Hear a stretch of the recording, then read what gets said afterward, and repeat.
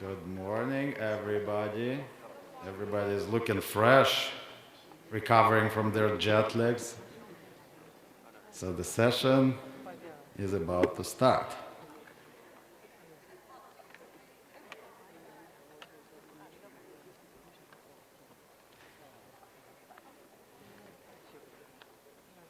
All right, I just wanted to welcome everybody to MedInfo again, and some people have made it yesterday. There are some newcomers today as well. Welcome.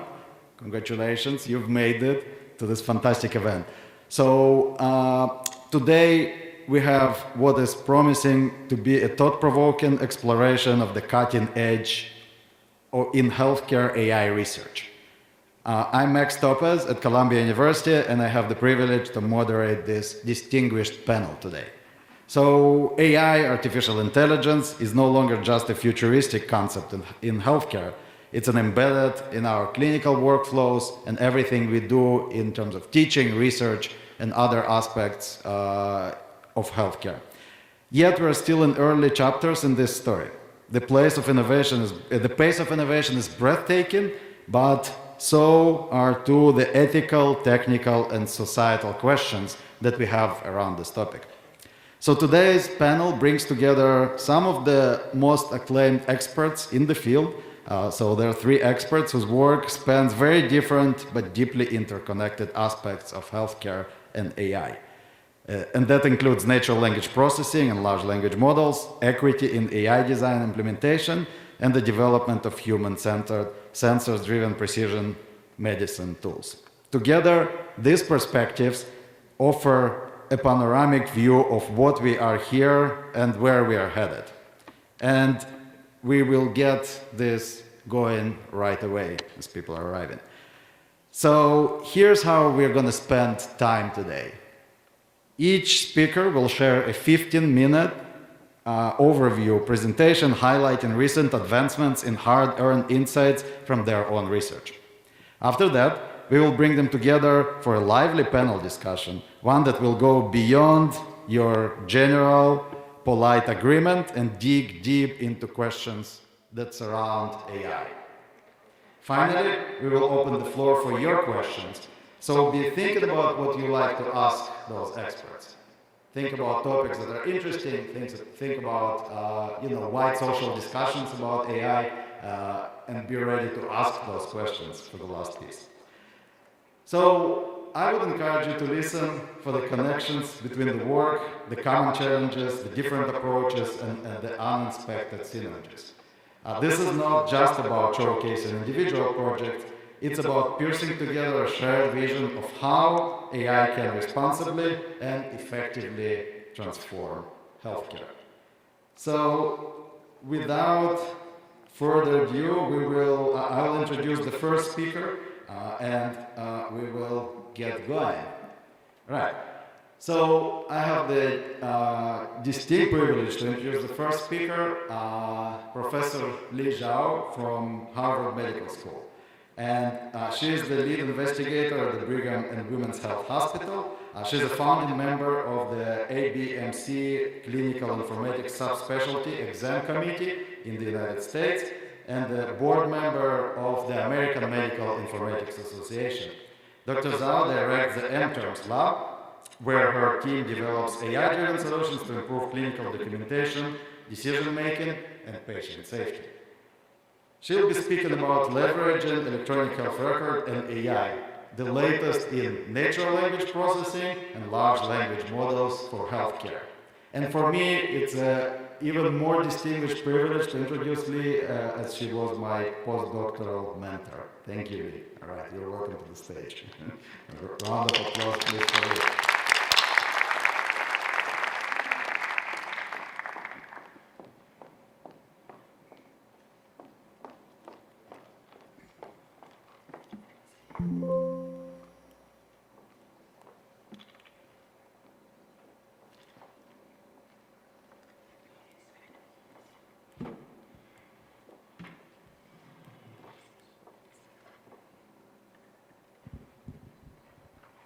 Good morning, everyone. It's a great pleasure to speak today on leveraging artificial intelligence, particularly natural language procession and large language models in healthcare. I will begin with my speech on introduce the expanding role of AI in healthcare. Then I will share some insights from our recent literature review, and then I will conclude with a case study on ambient documentation. So traditional artificial intelligence has majorly focused on analytic tasks like disease classification and risk prediction. Generative AI goes a step further by creating new original content. This shift, driving the shift are advanced in natural language processing and large language models, which are unlocking new capabilities in how we extract, generate, and reason with free text data. In healthcare, large language model power a wide range of applications. For example, it supports content generation, like ambient documentation and chatbots. It helps improve clinical reasoning and data support, like risk stratification, question answering. It also supports multilingual translations, translate patient instructions and clinical documentation. It also makes information retrieval smarter by doing semantic search across medical literature and electronic health records. It also helps summarize longitudinal complex records. The foundation model system is rapidly evolving, with both proprietary and open source models driving innovations in healthcare. To select the right model, it requires consider multiple factors. For example, risk alignment, task alignment, training data relevance, model size, complexity, adaptation strategies, and make sure that there's resources and support available. Model adaptation is critical. Organizations need to adapt a general-purpose large language model to their institutional context, including data, workflows, and knowledge access, etc. The modern cloud and data platform capabilities also support secure, scalable model hosting, inference, fine-tuning, retrieval argument generation, orchestration, and monitoring. It also supports vector embeddings and similarity search. It also supports seamless API integration for real-time analytics and in-text learning. So we recently conducted a systematic review of studies using generative large language models on electronic health records with reported quantitative performance evaluations, published from 2023 to 2024. Out of over 18,000 articles screened from PubMed and Web of Science, 196 met our inclusion criteria. So if you look at the figure, you can see the number of publications emerged over time with increasing variabilities in clinical tasks, from clinical data support to summarization to information extraction and other tasks. Regarding to the model use, you can see that the most used models are ChatGPT, but you also can see the increasing use of other models, newer version models, as well as domain open source models, as well as domain specific models. This heat map figures breaks down the use of large language model across clinical specialties and texts. Regarding clinical domain, those studies have focused on radiology, followed by oncology, emergency medicine, general internal medicine, and neurology. Regarding clinical text, most studies have focused on clinical data support, documentation, information extraction. In contrast, we need more studies on summarization and patient-efficient applications. Regarding the strategies for boosting their model performance, their multiple strategies has been studied, including in-text learning, fine-tuning, multi-model diffusion, and assembly methods. Interestingly, based on our study, we also found that there are diverse evaluation approaches. For example, there's over 20 human-assessed measures like it skills, and over 30 automatic NLP metrics like Blow, Roach. So these variabilities shows a big gap. We lack of standardized evaluation frameworks. We need a robust evaluation to ensure reliable, reproducible, and clinical meaningful assessment that align with clinical, ethical, and operational needs, and cover key dimensions like accuracy, clinical relevance, fairness, bias, safety, interpretability, efficiency, and skill liability. Developing such formal benchmarks and standardized framework are very important to support a responsible and effective AI adoption in healthcare. So now I will go through the last part of my talk. I will give you a case study on how ambient listening shapes clinical documentation and linguistic comparison. Clinician burnout remains a significant and growing challenge in healthcare. Documentation is a well-recognized contributing factor. Health systems have rapidly adopted AI scripts, often through ambient listening technology to reduce this burden. Ambient documentation leverage advanced AI technologies in real time, including speech recognition, natural language processing, machine learning models, and EHR integration. Such technology enable automatic capture, transcription, procession, and summarization of clinical encounter conversations, generate clinical notes, send it to our clinicians to review and sign off, and save it into our EHR system. We know that medical language are regarded as a sub-language. They have unique characteristics. For example, they have booming-speak semantics, specialized vocabulary, structured expression, and so on and so forth. So the impact of ambient documentation on the linguistic characteristics of clinical notes needed to be studied. So these slides show the levels of linguistic analysis from phonetics, morphology, syntax, semantics, to pragmatics. So our research question is, I think you may also wonder, do notes generated with ambient listening technology differ from traditional notes in terms of those linguistic characteristics, specifically in terms of length, vocabulary size, sentence structure, prevalence of medical terminology, use of potential stigmatizing language, use of uncertainty language, and inclusion of patient perspectives. So we designed this study.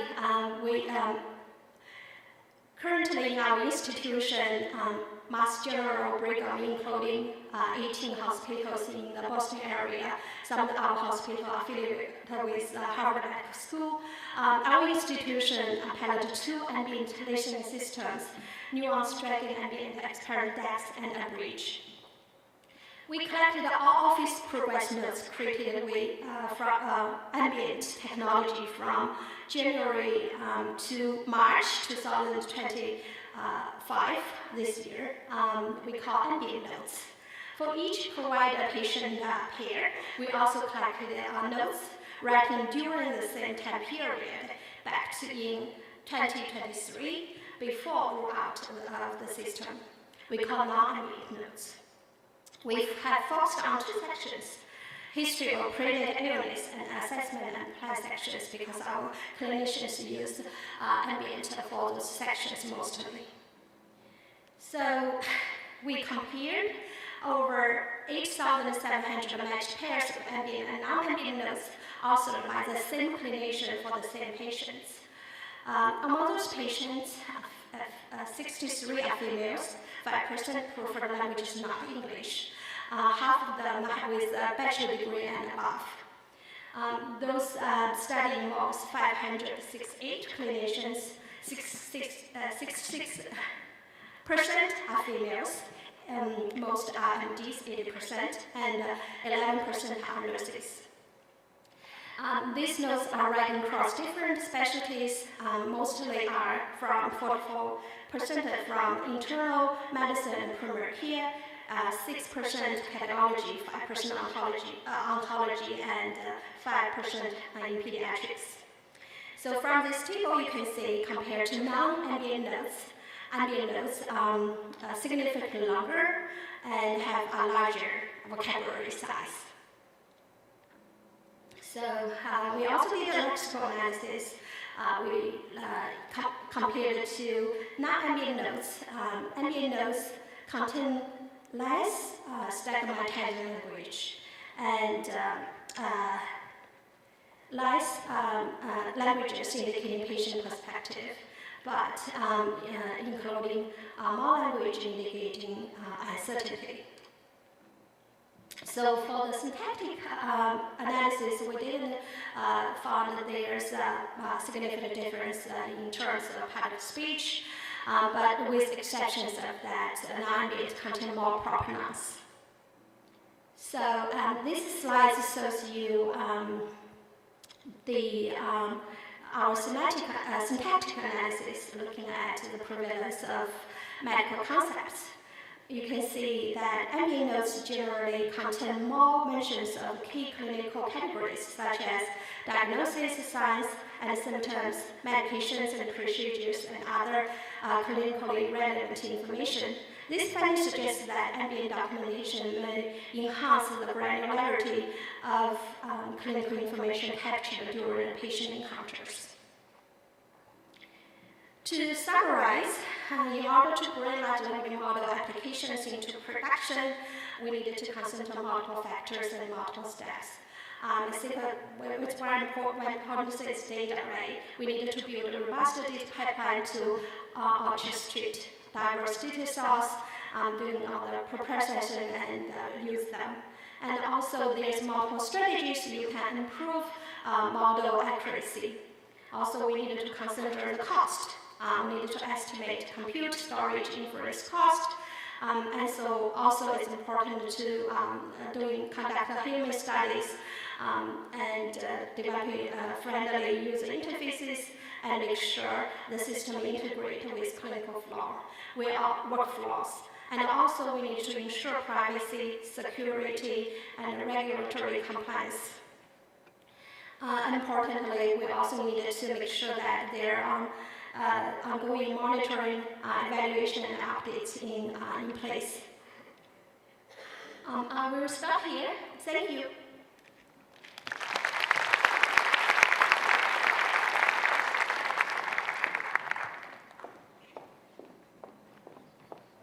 What a great presentation. So many questions I have about this technology. So the ambient listening technology that Lee was talking about in the later part of her talk is a great example of an AI technology proliferated so fast. And I see it across the globe, right? In the United States, it became very prevalent. About 30% of the US physicians are using this right now. And as we saw in this talk, it's moving fast toward other clinicians. So fascinating technology. It wasn't around about a year ago even. I've seen just the beginning of that, and now we see this technology bloom and rolled out to the clinical field.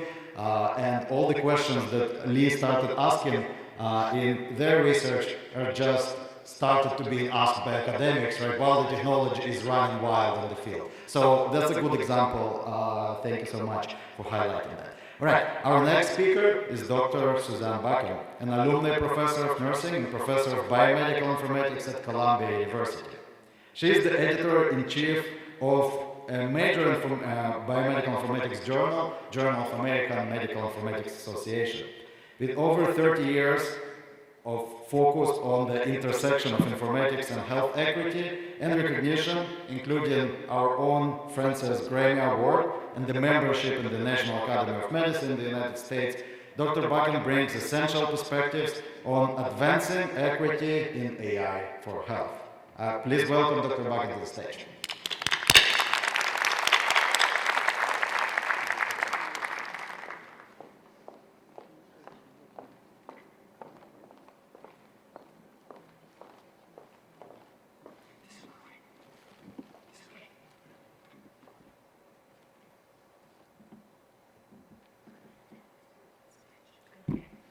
Good morning, colleagues, and thanks to Professor Zhao for such a wonderful overview. I am going to just share 3 ideas with you, specifically from things that are influencing my thinking these days.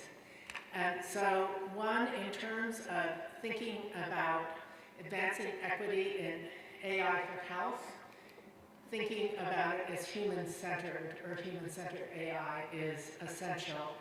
And so this particular editorial that comes from the transactions of the ACM and includes Anderson as an author and also Enrico Cuellar from our field is one of the authors on it, really helps us think broadly about what it means for AI to be human-centered.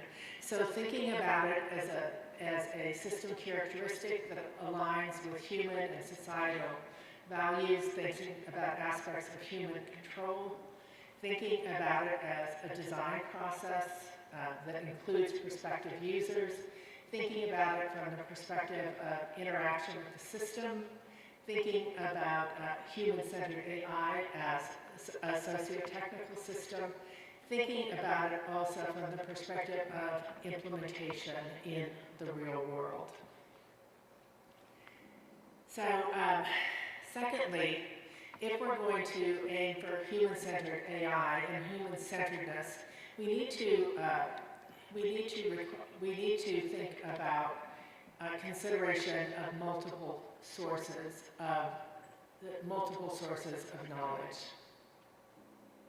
And in that framework that's been quite useful to me in my thinking is the framework of epistemic justice, which has to do with a wrong done to someone specifically and their capacity as a knower. And this was a framework promulgated by Miranda Fricker, who is a feminist philosopher from the United Kingdom. And she really talks about it in 2 different ways. Testimonial injustice, which occurs when prejudice causes a hearer to give a deflated sense of credibility to speakers' words. And this can be at the individual level or at the structural level related to prejudice. And then we also think about hermeneutical injustice, which occurs when there's a gap in interpreted resources, puts someone at an unfair disadvantage when it comes to making sense of the experience.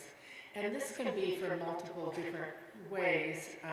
This may be due to just a lack of the concepts to express one's experience or a misalignment between one's experience and socially accepted concepts.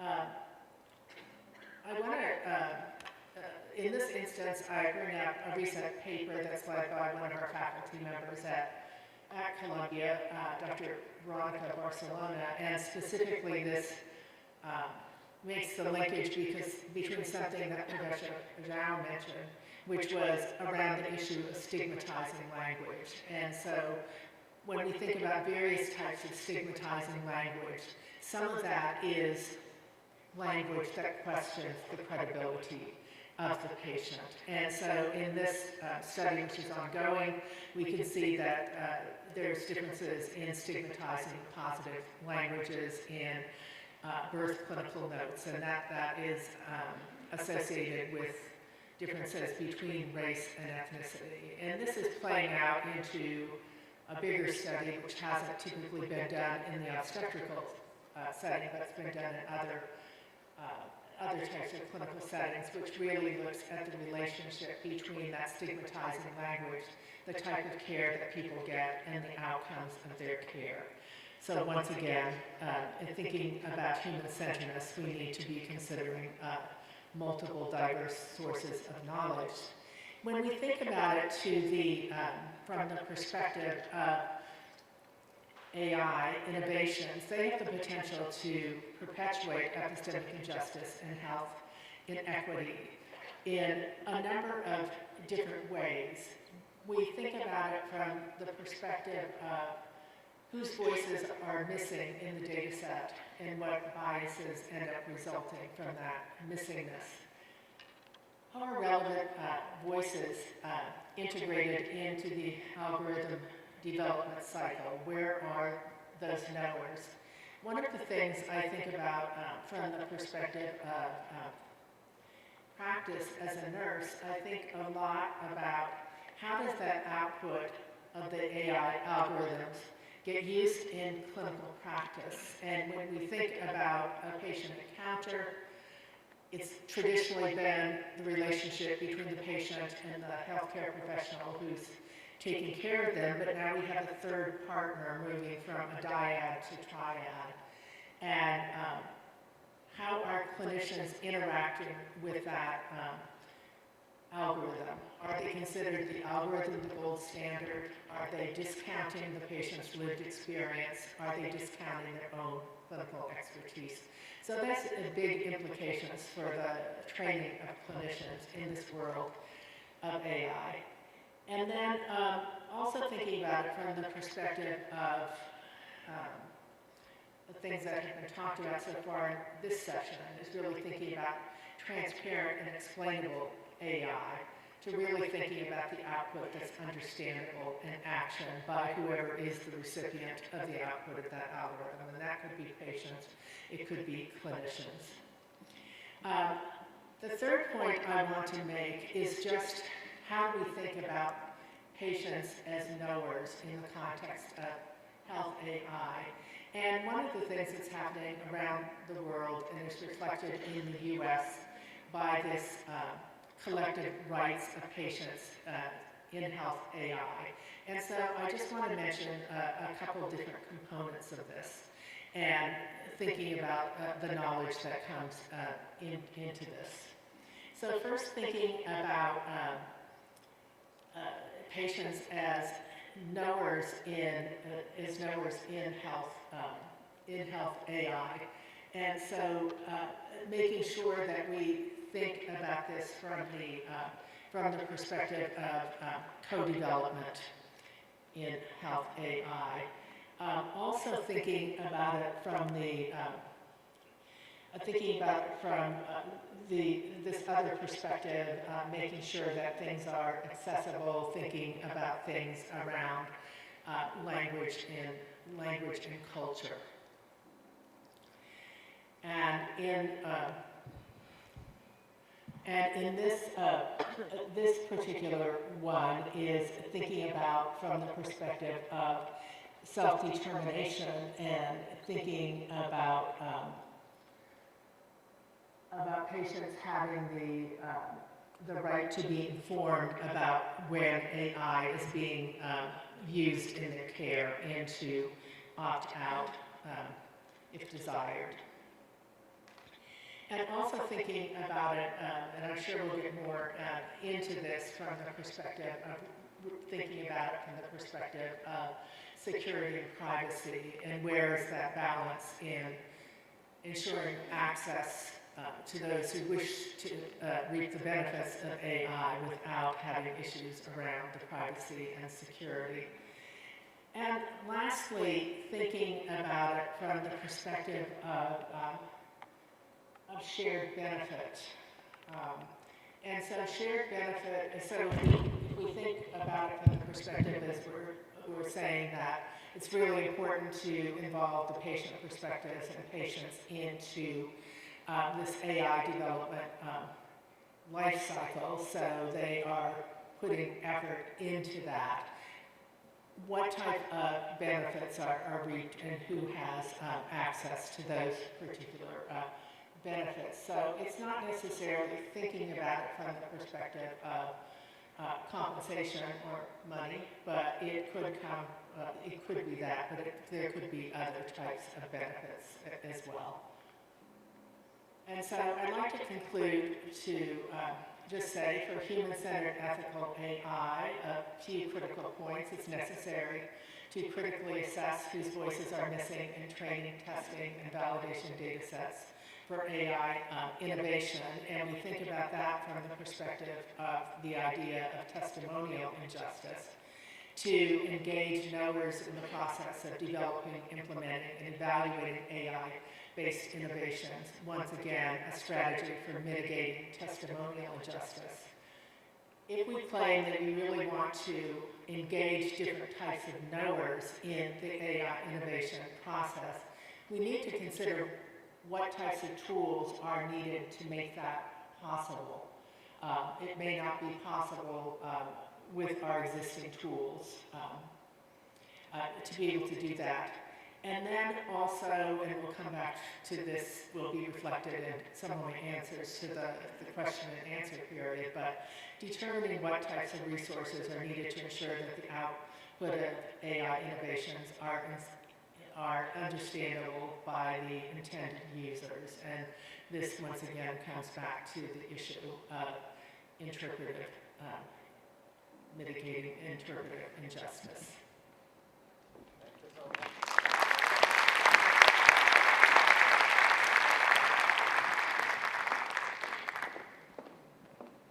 All right. So thank you so much, Professor Buck. And this talk makes me think about multiple things. You know, some of the highlights from that, for me personally, is starting to think about this third entity that's there in the clinical encounters, clinical interactions we have with patients. And this is the AI component, right? You know, what do we do with this from the epistemic injustice perspective and other equity perspectives? And then also thinking about the stigmatizing language, as mentioned in both talks, how we deal with that, and you know, there's some positive trends. Looking at Dr. Zhao's perspectives, there's less of that in the AI world, it looks like, but you know, big questions that are still remain to be discovered.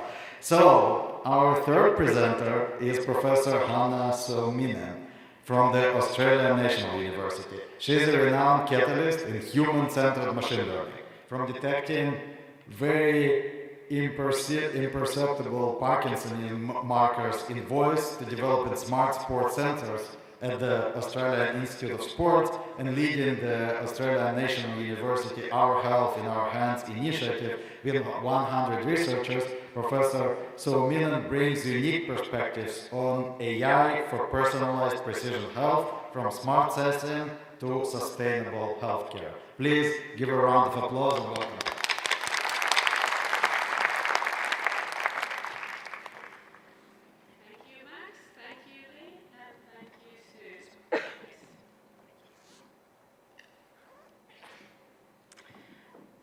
Good morning, everyone.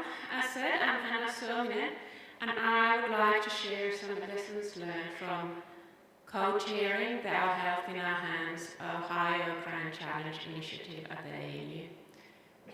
Australia is a vast country, but I think that most of us here in the conference can agree on the value that everyone, regardless where we live or what is our socio-economic status, should have easy access to early diagnosis and accurate monitoring and management of our health conditions. This becomes even more pronounced in a vast country like Australia. And from 2017 to 2024, we brought 100 active contributors to work together in this transdisciplinary mission for better healthcare regardless where we live. I was one of the co-chairs, but here are the contributors to the research that I'm going to share next. We were operating at the budget of $50 million in order to bring people together, and the core value that we had was we need to put those individuals who know about their own conditions, people living with MS, people living with diabetes, to the heart, to the center of the equation, in contributing personalized medical technologies for sustainable and effective healthcare for themselves and for people around them in their community. What did we try to do? Our objective was to facilitate the deep personalization of health and medicine by diagnosing, monitoring and supporting accurate treatment of disease tailored to needs of those individuals who need it the most. One core concept that we need to learn first before we start to talk about the measurement and what those measurements can allow in managing and treating these concepts is marker. More precisely, how can we make these markers as characteristics that can be objectively measured and evaluated as an indication of everything is normal, or there is something deviating person's health from that good health towards illness, or as a way to measure if a treatment is effective or not, or to what extent it is effective. That's called marker, sometimes biomarker, and we were in a mission to get more sustainable, non-invasive, readily accessible markers. Let's start with the pillar disease of multiple sclerosis, MS. When we started in 2017, the situation with MRI-based markers being the gold standard for assessing the status, severity, and progression of MS was the golden standard. MRIs were introduced 40 years earlier, and although the situation had increased and improved drastically, still, patient and often their family member driving them there have to bring the patient from those remote locations to a hospital, and it's difficult to access this technology because we cannot put people through an MRI scan every day or every hour. It's also very expensive. In diabetes, the situation is not very different, in particular if we consider young people living with diabetes. Blood-based markers like finger pricking to assess glucose values, it's painful, it's invasive, but more importantly, if you want to blend in, if you want to be just like your classmates, our young people with diabetes don't prefer that technology. So we started to imagine, what could we do with contactless and contactable sensors in order to make the situation more sustainable and non-invasive? Us researchers in computer science, engineering, physics, chemistry started to imagine how would the future look like. And at the same time, our colleagues in health sciences and implementation sciences, as well as our lived experience experts, people with MS and diabetes, started to imagine the so what. What would the imagined ideal treatment look like 5 or 10 years from there? So I'm going to challenge all of us here to imagine. Can you imagine? Can you imagine that you put binoculars in front of you and you just relax and you look forward and there are yellow circles staring back at you from the bottom of those binoculars? Something that looks like this. Could those yellow circles that look a lot like eyes of an owl staring back at you just for 82 seconds, could that device measure your brain and eye health? Could that be small, smart, sustainable sensing and sense-making system for improved healthcare? Could it? Or is it fiction? The answer is yes, it can. So here is one of the success stories from us in Ohio. This is called Objective Field Analyzer, OFA, for visual field testing. Here you can see a table-mounted version as well as the drawing of how the portable would look like. This is all FDA approved and it's commercially available. We started from Japan. How well does it work? By using a clinically meaningful measure of effect sizes, the Hedges t-values are huge. In terms of the technical validation that us in computer science and machine learning AI lab the area under the receiving operating characteristic curves, where with respect to the condition that in this assessment we used, progressive MS were in the mid-90s, so really good, and in mid-80s for relapsing remitting MS, and we validated the technology for many other conditions, including, for example, diabetes as well. And this work got recognized, for example, in the Research Australia Awards. How about that sensing part, the smart sensing? Many of us are pondering that there are so many commercially available sensors available and they are quite inexpensive.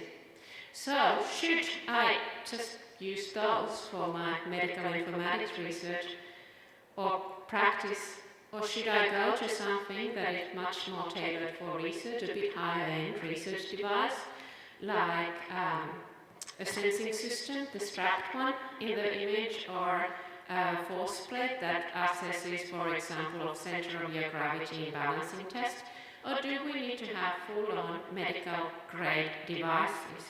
This was something that we were puzzled with. For example, for the research question, are the commercially available ones sufficient, or do we need to have the research grade or medical grade devices? What we noticed, there was a community of people asking similar questions, but not having necessarily means to easily conduct these studies. So we decided to equip the community with a platform for this.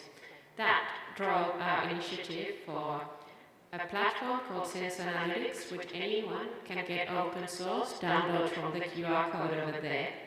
This is what it looks like. You can choose from the menu the sensor or sensors you wish to use in your analysis and specify if the analysis type is for an individual or is it a cohort study. After this, we can download the data from the sensing devices to our analysis device, so for example a laptop or PC. And after that, choose easily from the visual menu the pre-processing, featurization, visualization and analysis scripts.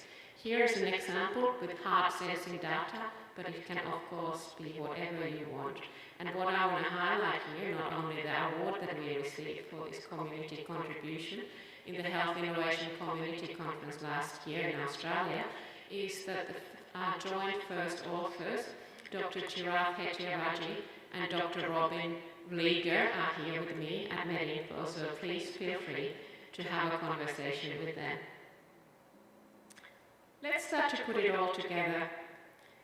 Our group has been developing, validating and implementing many of these sensing systems, and so have many others, and this technology field is going to continue blooming.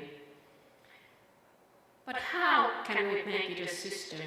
How can we make a sustainable sense-making system across all of the data modalities and conditions? The answer is the model. So the model is usually built using supervised or unsupervised machine learning techniques that can be either traditional or deep learning methods. The vision here is that the sensing allows measuring and monitoring what good health looks like in a sustainable, minimally invasive way. And from there go to emerging signs and symptoms of medical concerns appearing. Finally, to markers of medical conditions and their families, allowing discoveries in disease mechanisms and progression, for example, as well as complete scientific discoveries. What does this mean to a clinician or to a patient, the person who is using the system?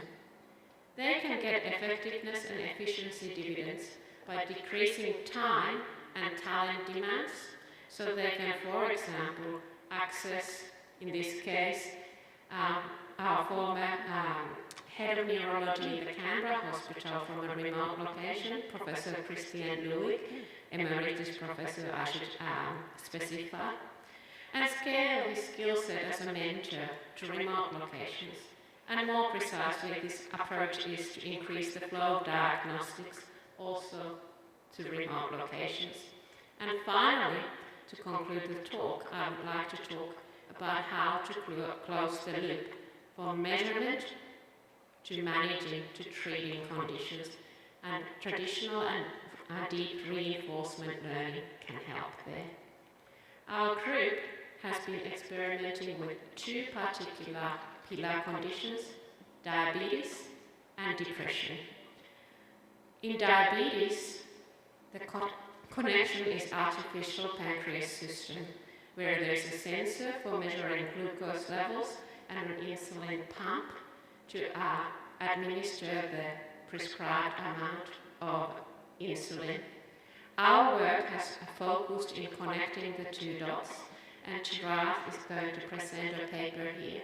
As a little elevator pitch on that, our reinforcement learning tool has been used by almost 2,000 people, so not patients, but people in engineering, computing, and science of understanding these systems from 55 countries.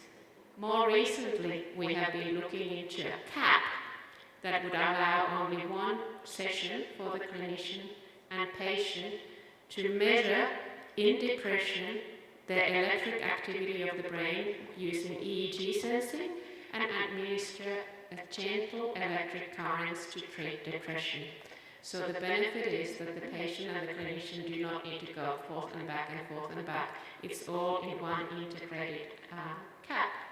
And the final part that is so critical, what I want to bring into this talk, is how do we put the patient in the heart of the equation here so that they can decide themselves, when they have all of their data in one place, who should access it, who should have a right to access it at a given time point, and then who can be their family member, their clinician, their peer community of people with the same condition or applications, and what's coming and what I predict will be coming more and more in this field in the future are solid pods, socially linked personal online data stores, which are an open standardization movement.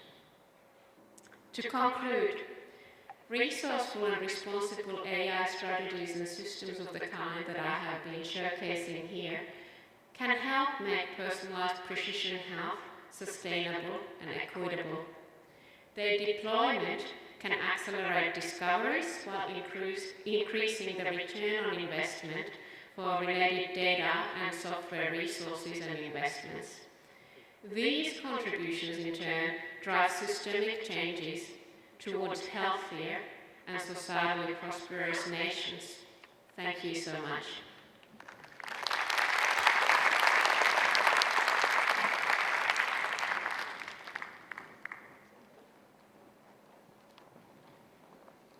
All right, that concludes our three wonderful, thought-provoking conversations about potential of AI, the actual uses of AI in clinical practice, and some envisioned uses of AI for detection of diseases, detection of progression of diseases. And now what you're seeing on the stage is the move towards the fun part, where I get to ask tough questions and interesting thought-provoking questions, and you will play your part in asking your questions. So start thinking about those as we're moving to the seating. And, all right.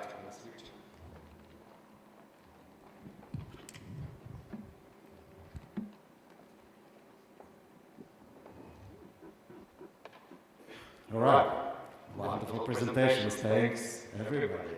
So I prepared some questions that I hope will spark some discussion in the audience and also kind of mindful curiosity.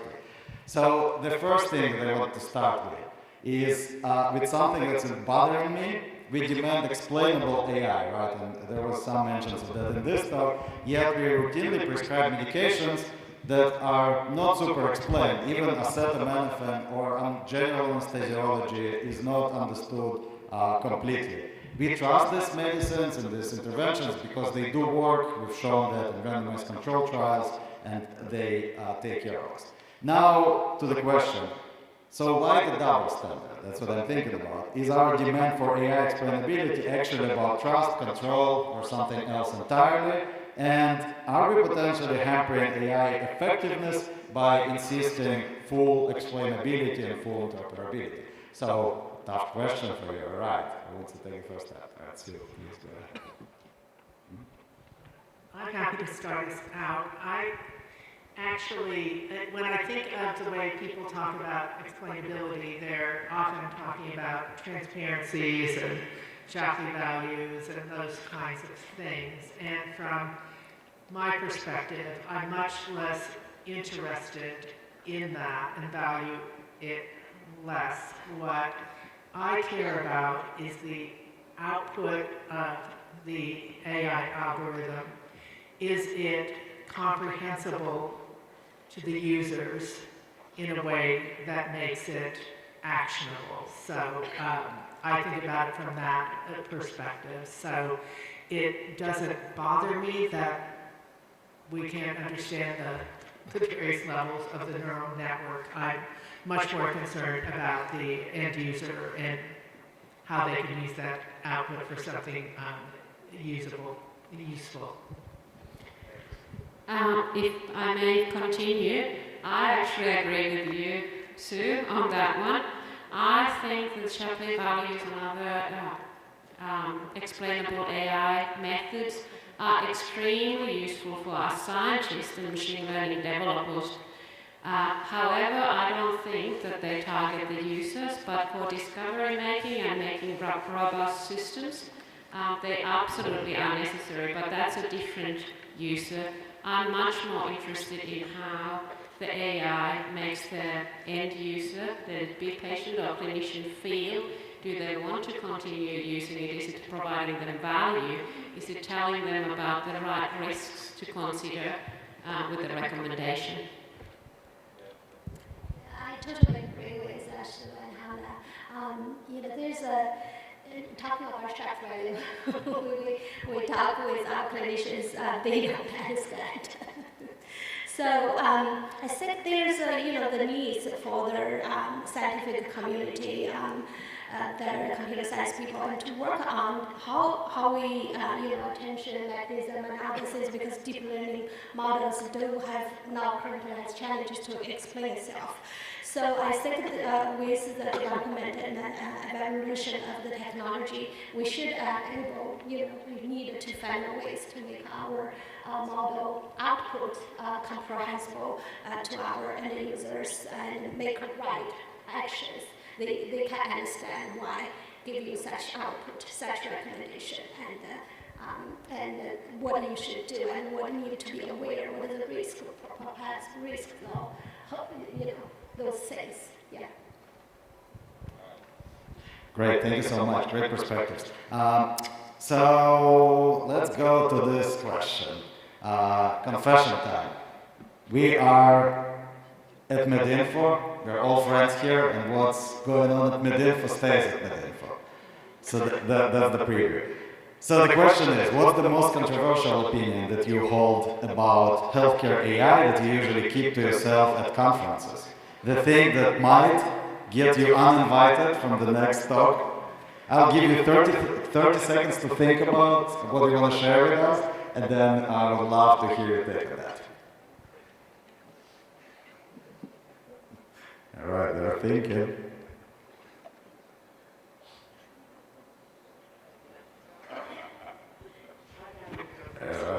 So, one of my pet peeves is frivolous use of large language models on trivial problems. It is so bad for the environment. And as different journal editors are thinking about this, of course, but also wondering if we need to move towards standards where we would publish the compute and other aspects so we can ascertain that along with other types of things we look at in this type of research. So just from the perspective, just because it's there doesn't mean you need to use it. It might not be the right tool for the problem, which could be possibly solved with a more simple, more environmentally friendly approach. Thank you. First courageous present. Please go ahead. Max, I'm not afraid of not getting invited next time, but I'm afraid of like the leadership in the hospital will fire me if I see the truth. All right. The truth is going to come out now. So ambient documentation, I use as an example, right? It's adopted very rapidly in US.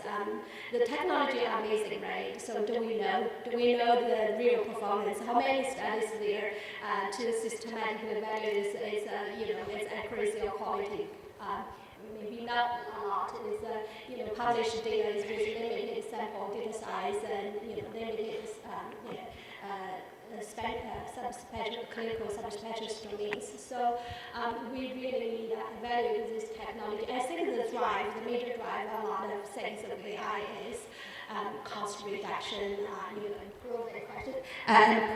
improve effectiveness, and reduce cost. So I think at the end we need to think about patient safety first, right? The qualitative care first. Will this introduce harm? Because the AI large language model do have hallucination. We found a couple of cases of hallucination that patients don't have the problem. However, the model generated something like diagnosis. So this is dangerous, right? So how we build a safeguard to prevent this, or to make sure that our clinicians read it, carefully read it, they know, they understand their risks, read it before they sign off. That's very important. Yeah, thank you so much. All right. Is everyone ready? I have two, so you can have a rotten tomato on both hands. Please don't throw rotten tomatoes at us. My first one is to think about implementation and a pathway to real impact. That it's extremely important to sparkle ideas and have proofs of concept, but it's equally important to secure sufficient resourcing to make that discovery go from a paper and demo system to actual use. That takes significant effort, and I would like people to pause on that and use all of the opportunities people have for lobbying that part of the discovery-making process needs to be addressed seriously and well. It's not enough to tap thought from the conclusion. It actually requires skills and resourcing. My second one, and this is the one where I'm a bit scared as a computer scientist in the room. We conducted a large-scale study with both interviews as well as surveys, so questionnaires of a lot of machine learning developers. So these are also for other fields than healthcare, but including health and medicine. And we were asking for them that what is the area of expertise that you would need the most? What is the part where you cut the corners in order to deliver? And what they said was, systematically across the globe, we are lacking deep technical skills in machine and deep learning. So in all of the projects, one needs to have a look at the budget line, that is there enough technical expertise in machine and deep learning to make it happen? Wow, all right. Those perspectives will not get you uninvited. I think you're going to be invited more. Right, thank you so much. So think about the future and kind of the next generation. So health professional students that we would see at the universities today, they will practice until 2060, 2070 or something like that. They'll see changes that we cannot really expect and we cannot imagine some of those. So here's the question. First, what are we teaching them now and what we will be laughably obsolete? The medical equivalent of teaching COBOL programming. And the second part of that is that, more importantly, what critical skills or perspectives aren't we teaching that they will desperately need in an AI-saturated healthcare future that's rapidly advancing upon us, as we hear with ambient listening technologies. All right, Dr. Swami. I think that what's going to be obsolete is the need to reinforce that we need to come back together, work across disciplines, areas of expertise, and put the patient in the heart of the equation. I think that that will, bit by bit, become given. That's my guess, or at least my dream. What I think that we will need are the critical thinking skills and methodological skills, so people can ask the right questions, to go back to what Sue was saying, and then devise the right methods, because more and more techniques and tools are going to be there to choose from. Okay. Yes, vehemently agree. When I'm thinking about this in so much of education, people are really learning about how to use a particular piece of technology. And I agree that really having our education focus on design thinking and on the processes is critically important, because the tools are going to change, but you need a way of thinking to be able to adapt over time. I think it's also very important in health professional education. In many instances, is still very siloed, and I think that education needs to be more interdisciplinary, not only thinking about doctors and nurses and dentists and social workers and those kinds of things, but making sure that we're interacting, our students are interacting with, learning together with people from engineering and computer science and other fields as well, because I think that learning to participate in an interdisciplinary team is critically important, because we know that big science, novel science, it's most typically not done by one person. It's done by a team of experts, and learning how to work with each other to respect the theories and methods that come from the various disciplines, and weave that together towards innovative healthcare solutions is where I think we need to go in our education. Yeah, I agree with Sue and Hannah. So when, as a medical student, 20 years ago, 3 years ago at school, when we get medical training, we needed to know the basic science, the chemistry, the labs, right? How medication are made, how their exams can determine like help us diagnosis, right? I think AI also will be served as a tool for our clinicians to make these decisions, to see what's the best treatment for the patient. I use that to do the diagnosis. So I think as a tool, so our in medical school and in also nursing school and other healthcare professional training, we should introduce this as technology to teach our students how to use it, or to help them in all these clinical tasks. Thank you. All right, great takes on that. So the next question is about thinking about, again, the coming future where electronic health records might become obsolete. So what I'm thinking about with the discussions that we had today about ambient listening, for example, right? We can imagine a different world where the whole encounter, voice, video, and biometrics, right? We talked about that as well.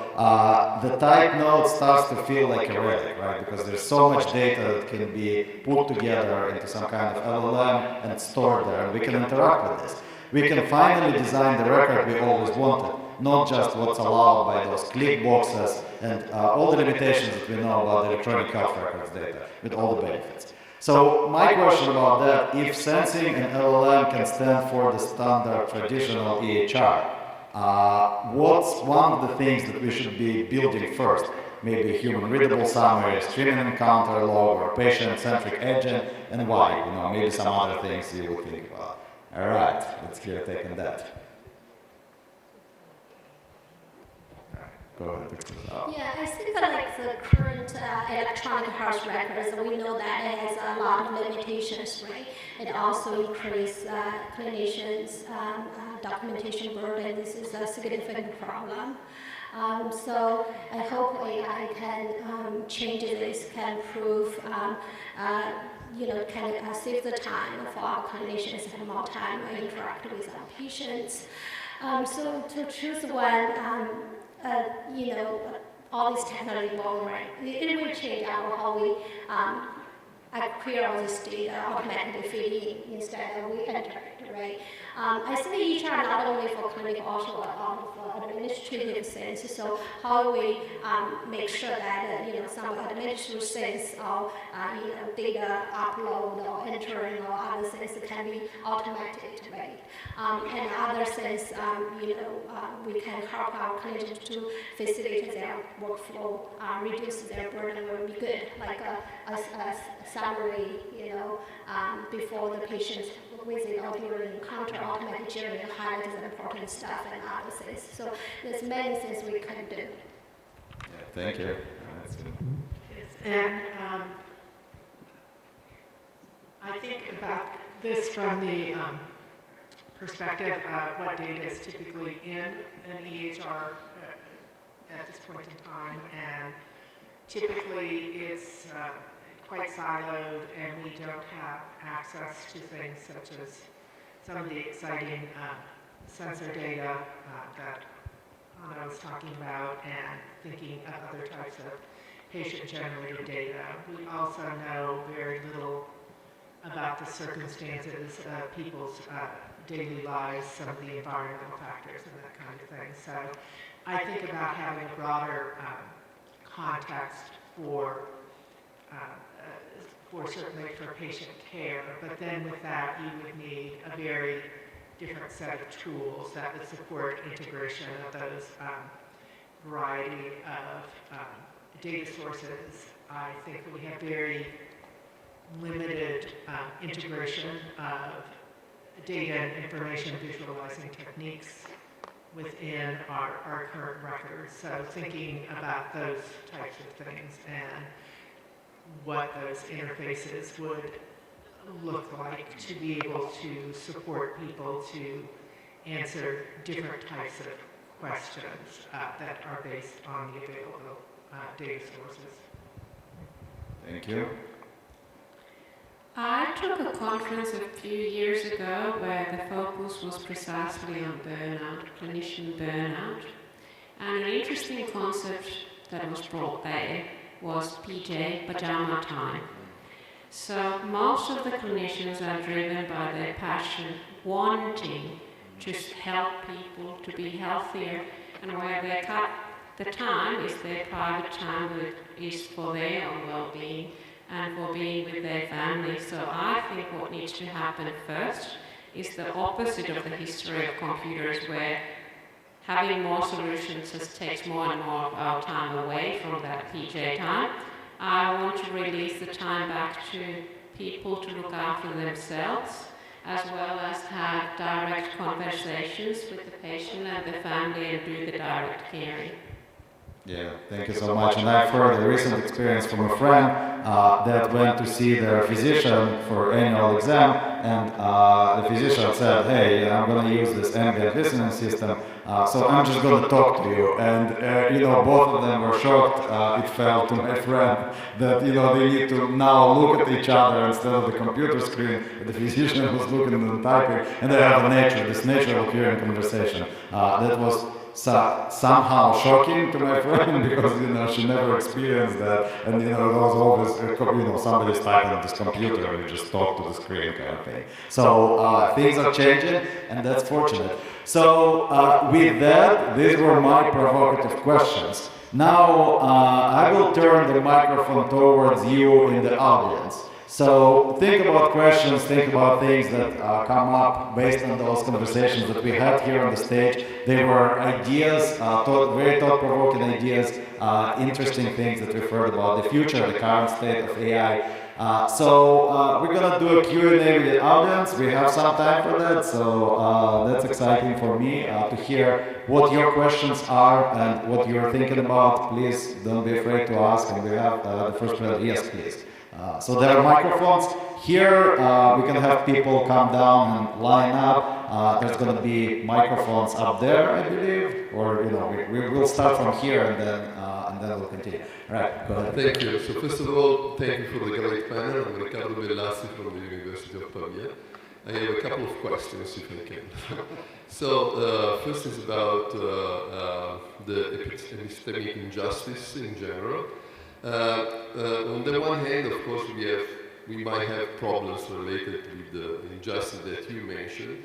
On the other hand, using LLMs, it is possible to lower the barrier towards the patients and maybe also the different types of people that are interacting with the system, because these tools are able to play the role as of children or of less educated people. So there are ways in order to shorten the distance between the technical communication and the practice. So one point is just to ask you a reflection about this aspect and how we can measure how well, let's say, the system are able to adapt to the different situations in order to lower down these problems.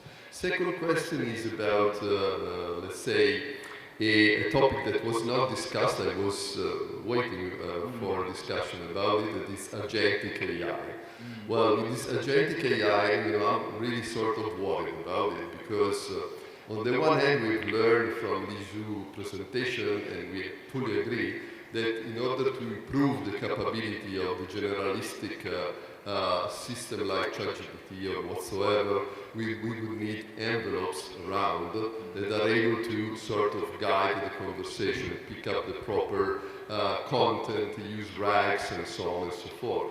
On the other hand, I increasingly see publications or speculations that a sort of ecosystem of agents made by LLMs will interact between each other, learning and so on. And I'm very worried about that, because we don't know very well the behavior of this system.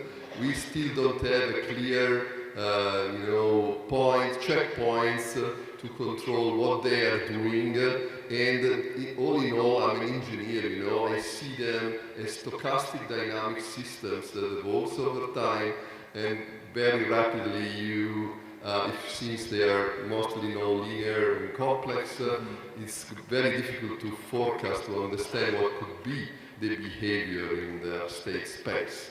So how we can use properly the idea without getting entrapped into an unmanageable systems. All right, thank you so much. So first question, epistemic justice. I'll take only the first question.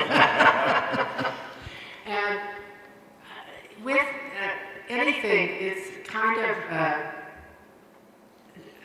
a balance between thinking about what are the competency needs of a particular tool and the competencies of the human being. So, and I think in terms of,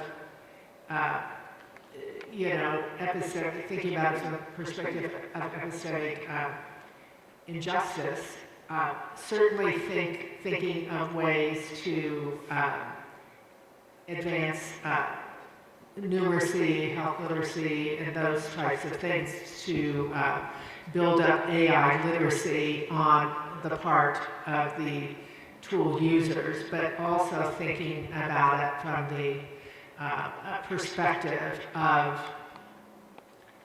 what are our strategies that we can use beyond participatory design. And my own research in particular, we use a lot of information visualization strategies as a way to create an interpretive resource that matches the mental model of the potential users, but also to make it more possible for individuals who might have lower levels of literacy, numeracy, graph literacy, to be able to interact And so I think it's a combination of both on the user side as well as on the resource side.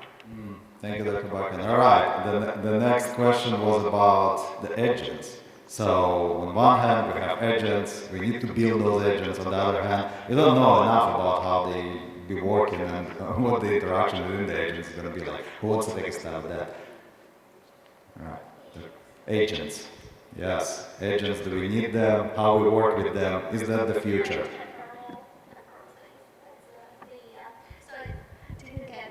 About this question, but thank you. So for the, I think if I understand correctly, this is the model will age, right? No. We're talking about agents, AI agents. AI agent. Yes, no aging, we're all aging. All the chatbot, right? So we actually doing a project. It's looking like a patient can use it in the ED, right? There's a lot of social determinants of health issues, right? We want to collect, but the current thing is you need social workers there and to talk to them, collect them, and then enter to the computer. So we want to automate this process. So we are building like a chatbot that can talk with interact with our patients and get all this information. So automatically summarize it to our clinician to review and ask more questions. Also can convert this narrative data to the structured data into their EHR, and also to make it actionable to find resources for those patients. So this agent, just for example, right, we can leverage large language models. So there's when we build them, right, so how we use, which model we choose, for example, right, which technology we choose this multiple, since we need to consider also their, how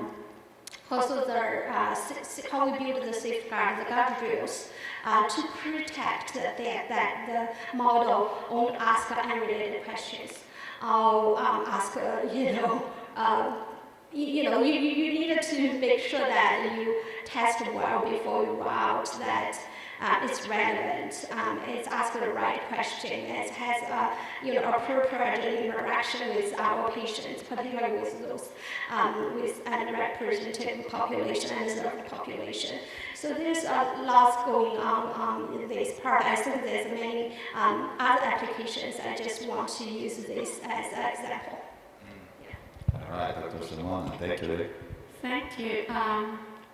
I think that there is exactly need to be concerned and study the agents more. However, they do have benefits, so diversity of thinking is something that one can create in this. What I'm intrigued is creating different agents to debate and bring different perspectives together. What I'm curious to know is that how to implement, how to make the most of it, how to have the human experts of the area to guide the process so that one can harvest both the human intelligence and computer intelligence in these systems together, but to capture from that or reiterate back to the question, indeed, these systems are so complex, not only now we don't know them fully, and we don't know when we merge them together what's going on there. And then there's the component that we have the human or team of humans interacting with the agents. So very good research topic, I would say. All right, I hear lots of questions about agents emerge here, and unanswered as well. All right, the next question, please. Hi, thank you for a very interesting and very presentation. My name is Teng Liao from University of New South Wales in Australia. My question is, I guess, perhaps a challenge. Considering the history of how LLM and Gen AI developed, where does patient or user or end user ownership of the data comes in? We talk about patient knowing, especially, I guess, mainly to the patient-centered framework.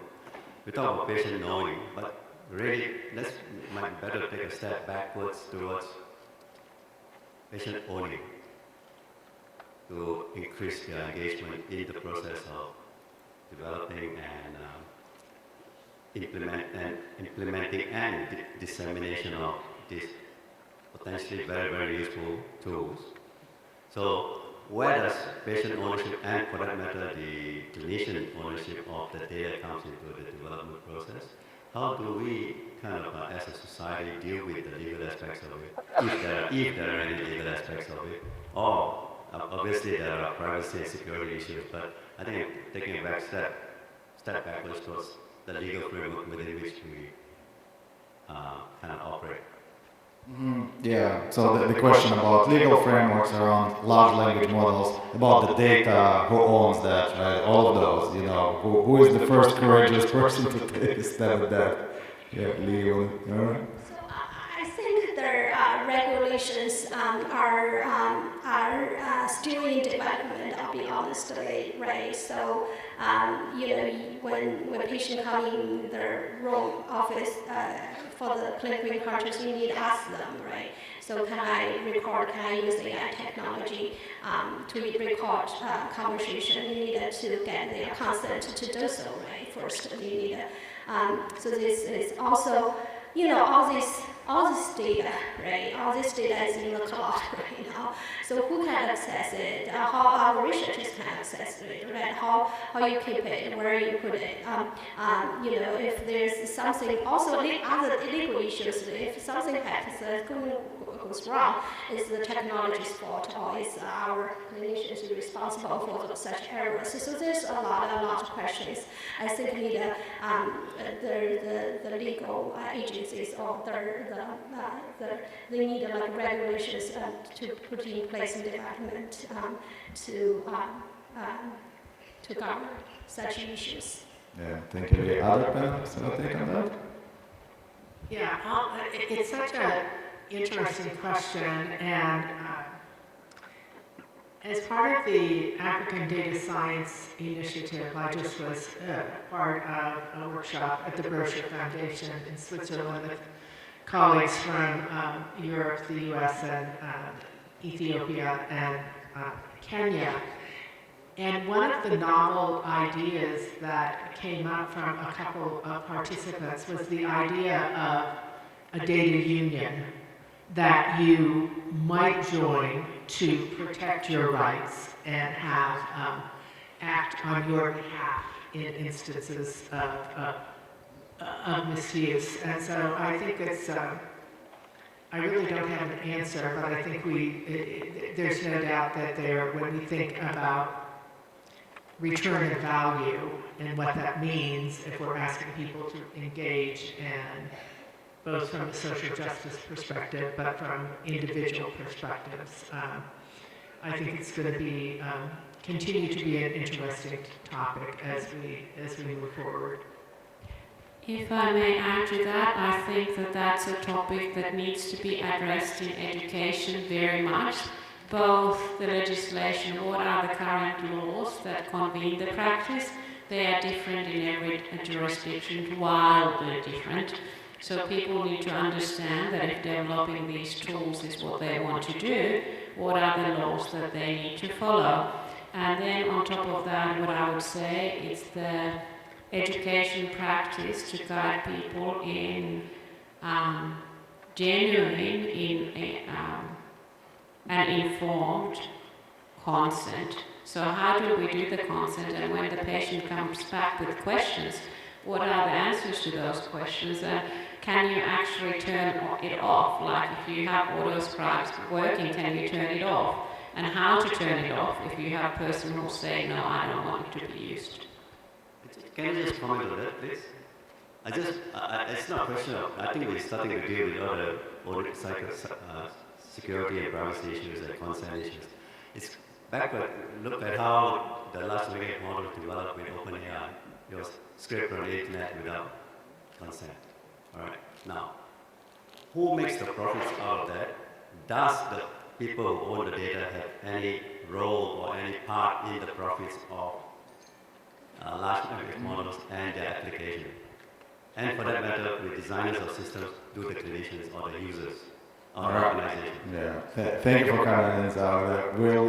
This is, I hear a bunch of open questions here, right? But we'll move to the next question. Thank you for sharing your perspective. Yes, please. Hi, thanks. It was a very interesting panel. I'm going to ask you one question that is probably related with the previous one. What happens with the EHRs now that we have the generative AI involved in the system? Who owns the EHRs? Is it going to be the physicians? Is it going to be the patients? Is it going to be the developers of AI?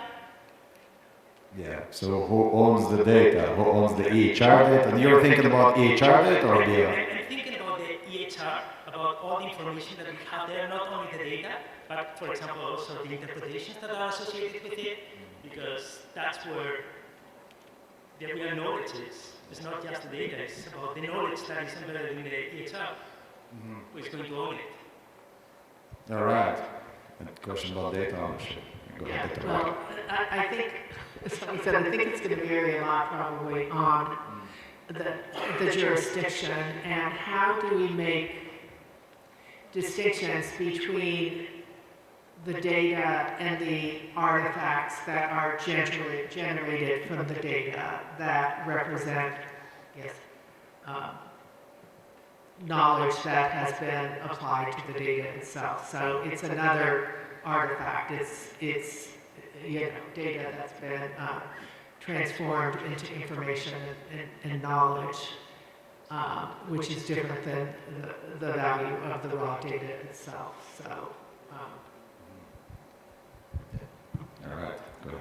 I might flip another perspective on that because I think many of the answers I could refer back to them, but a different perspective that I have learned recently over the past 7 or 8 years working with people with MS and diabetes, in particular people with MS.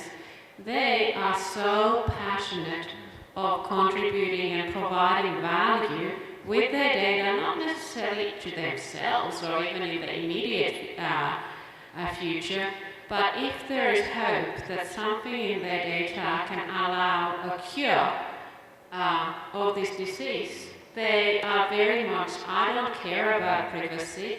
I want to sign something where I hand over my data for research purposes and community use. So that's what I learned from their perspective. However, this is not to say that one can override people's right to make the decisions. It's just that we in research tend to be so fixated that who owns it and how to protect everyone. Many of the people are not waiting, and that's actually the part that I worry, that people take things that haven't been validated, haven't gone through trials, are things that are proofs of concept, to their own hands and start using them for their own treatment when nobody knows who has the responsibility. Yeah, I think this question is a nice connection to King's House and questions about who makes the profit as well. We can extend that. All right, next question, please. Yes. Can you introduce yourself? Yeah, hi, thank you so much for the great discussion. My name is Joanne. I'm with Mayo Clinic in Rochester. I'm a physician. So I can attest to the fact that the bridge and the NVIDIA listening has been working quite well for my practice at least, and a lot of my colleagues at Mayo. It's definitely more sophisticated, the language is more advanced, and this one time a bridge broke down and I didn't know how to go back to writing clinical notes how I used to as a resident. So there's definite benefit that I see, but what I've noticed, the more people using it in our practice is that the notes are easier to read and it's more sophisticated, like I said, but it just lacks the color that I used to see from personalities that shows through the clinical notes from different specialties. So how do you see as a way to maintain that human touch in AI? And you talked about AI being a third agent, and I do agree that in my future practice, if it isn't hopefully for many decades, things are going to change a lot, but how do you maintain that humanistic aspect? Yeah, thanks so much, John. What a wonderful example, right? This AI technology, it wasn't around 2 years ago, even a year ago, it was not as widely spread. I know, Lee, you were doing research on speech recognition technologies for a while, for more than a decade. Now, with this technology that spread so rapidly, right, and we hear perspectives from clinicians that are talking about that, right, and, there's no way to go back, right, from that to some extent, because it's so convenient and, it does the benefits, it provides those benefits that we envision, right? It saves time for documentation, things like that. But there are many, many open questions. So what's your take on that? How do we bring the color, but this personality color, right? Things that we used to have there, and not more. This is really a great comments, and yes, one of my colleagues, Gordis Chief, wrote an article published in New England Journal of Medicine about the use of ambient technology, that the technology may not capture the chit-chat, saying like personalized things, like he connected with a patient, like patient is traveling or somewhere and spend weekend with kids and all these things. Sometimes it's documented to know their patient better, right? So it's not there. He found like for his traditional trend clinicians that he doesn't have that features personalized notes anymore, right? It's all AI generated because it's doing predictions, right? Probabilities, it's next words, right? So it's trending comment and maybe produce some like common pattern notes that lack of personalized features or notes that clinicians want to put in their notes, so they know the patient well. And also other doctors like one doctor working with alcohol use abuse, alcohol use disorder. So he said when he used their ambient documentation that he feels like the patient are not willing to share more about their drinking problems with them because they are afraid of to share more and data get saved somewhere. So he actually tried ambient and then not use anymore because he feel like he's not sharing data with him. So I think that we again use this technology. We need to know that the limitations. Maybe for those not personalized, not notes there, they can edit the notes generated by ambience, right? And maybe we can ensure the patients that we keep their data secure, right? So make them comfortable where we're using this technology. There's many things we need to do. Thanks. I'll just add a bit to that. And clinical notes serve many different purposes, and so that's one of the challenges. And as a journal editor, I do get a lot of submissions around ambient technology. And I think where we are at the moment is where it depends, because it varies a lot, both by the type of medicine that someone is practicing, because it's more useful for some than others. It depends on whether someone is a primary care person, whether or not they're a specialty, whether or not they're doing a consultation. And I think it depends also on some characteristics of the documenters. But I think one of the things we're losing, and this was really true when note generation became quite template-based, as well as in old-fashioned notes, what made something a good note was really the integration of the clinician's expertise to point out what was most salient out of what was going on. And I think as things have evolved, they become longer, more burdensome. But I think we've seen a decrease in the actual salience of the documentation that's provided. The very short comment that I would like to add is that with these methods, we should continue demanding what we want, so what the user wants. If there's a particular type of document or style that you want to have, one should absolutely vocalize it and try to also edit to that direction. Otherwise, that particular sub-language or genre gets forgotten. There are beautiful machine learning techniques to tailor the documentation to a given audience, and that allows the computational answer to the question, but more it's about us people demanding that we write or we communicate in a way that serves purpose for us and for the audience or the intended purpose of that documentation process. Can I add one more thing? This is just another point, and it's not directly related to your question, but my understanding, at least of places I'm aware of in the U.S., is the recording occurs and it's thrown away. So one of the, after a specific point of time. So I believe, like, these are really, these conversations have very important data and maybe other uses than producing the note. And I think of work that Max and colleagues are doing on using this data for things such as early detection of changing cognitive status as well. So I wouldn't necessarily throw away this kind of thing, but we really are characterizing it from the perspective of documentation alone and not potential other types of return of value from the recordings. Yeah, and just to add to that, thinking about, right, you were talking about the documentation losing color, right, you know, so there's this vibrant thing you want to put there, and Sue was talking about that kind of the essence of the encounter or something like that, right? That's on the one hand, right? On the other hand, several times we mentioned stigmatizing language, right, and things that are not, you know, ideally should not be language, that should not be an electronic health record. You know, we've all done work with trying to rephrase stigmatizing language with better language.